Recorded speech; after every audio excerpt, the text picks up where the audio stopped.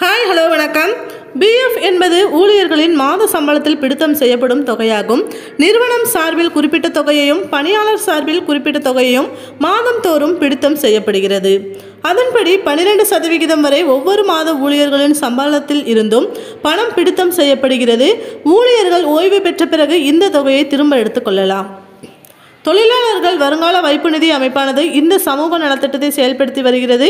ஓய்வு காலத்தில் பெறும் ஓய்வூதிய நன்மைகள் தவிர பல்வேறு நன்மைகள் பிஎஃப் மூலம் ஊழியர்களுக்கு கிடைக்கிறது. இந்த நிலையில் ஊழியர்களின் வருங்கால வைப்பு நிதி அமைப்பு அதன் உறுப்பினர்களுக்கு அவசரம் மருந்து தேவைக்கு முன்கூட்டியே பணத்தை திரும்ப பெறுவதற்கான தகுதி வரம்பை ரூபாய் 50,000 இருந்து ரூபாய் 1,00,000 உயர்த்தியுள்ளது. இந்த மாற்றம் ஏப்ரல் 16ஆம் தேதியன்று வெளியிடப்பட்ட இபிஎஃப்ஓ சுற்றறிக்கையின் மூலம் அறிவிக்கப்பட்டது. அதில் 68J கீழ் 50,000 முதல் ரூபாய் 1,00,000 வரையிலான ஆட்டோக்களையும் செட்டில்மெண்ட் வரம்பை அங்கீகரித்துள்ளது என்று சுற்றறிக்கையில் தெரிவிக்கப்பட்டுள்ளது.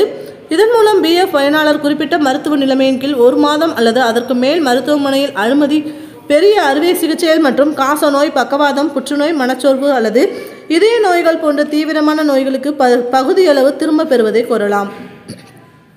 அதற்கு ஒரு ஊழியரின் பிஎஃப் கணக்கில் குறைந்தபட்சம் ரூபாய் 1,00,000 இருப்பு இருக்க வேண்டும்.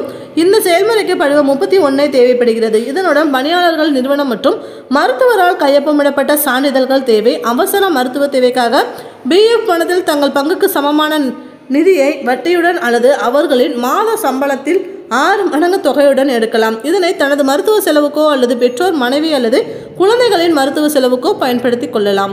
அதேபோல் ஒரு புதிய வீட்டை வாங்குவதற்கு அல்லது கட்டுவதற்கு பிஎஃப் கணக்கில் இருந்து முன்கூட்டியே பணம் எடுத்துக்கொள்ளலாம். வீட்டுக் கடனை திரும்ப செலுத்துவதற்கு முன்பணத்தை பெறலாம். இதற்கிடையே இபிஎஃப்ஓ அமைப்பு யூனிவர்சல் அக்கவுண்ட் நம்பர் அமைப்பையும் செயல்படுத்தியுள்ளது. இது முதலாளியின் சான்றொப்பம் இல்லாமல் உரிமைகோரல் சமர்ப்பிப்பை அனுமதிக்கிறது. பிஎஃப் பயனாளரின் யுஏஎன் அவர்களின் ஆதார் மற்றும் வங்கி கணக்குடன் இணைக்கப்பட்டவுடன் சந்தாதாரர்கள் ஒருமுறை கடவுச்சொல் மூலம் சரிபார்த்த பிறகு நேரடியாக இபிஎஃப்ஓவுக்கு உரிமைகோரல் படிவங்களை சமர்ப்பிக்கலாம் என்றும் தெரிவிக்கப்பட்டு உள்ளது.